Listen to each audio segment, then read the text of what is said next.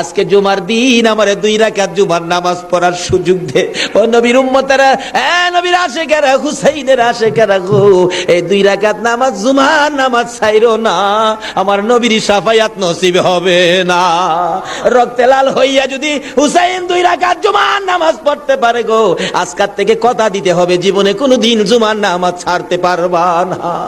জুমার নামাজ আদায় করতে সময়টুকুন দিলে নামাজ শুরু করে দিলেন, রুকু সিজদার কাজ শেষ করে তাশাহুদে বসে সালাম ফিরানের আগ পর্যন্ত কাছাকাছি বসে বসে এই যদি সৈন্যরা নামাজের ভিতরে প্রত্যক্ষদর্শীরা বলেন এক একটা করে তীর মারে হুসাইনের গায়ে।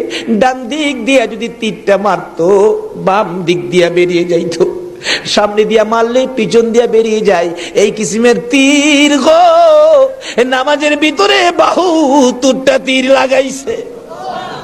হুসাইন সালামটা ফিরাইয়া নানা গো কইয়া কালতে কালতে জমিনে গড়াগড়ি শুরু করে দিলে। নিষ্ঠুর পাষাণ এই যদি শূন্যের সীমার গলা কাইটা মাথা আলাদা করে নিয়ে গেছে। হুসাইন শহীদ হয়ে যায়। ওদিকে দিয়ে ডাকতেছে।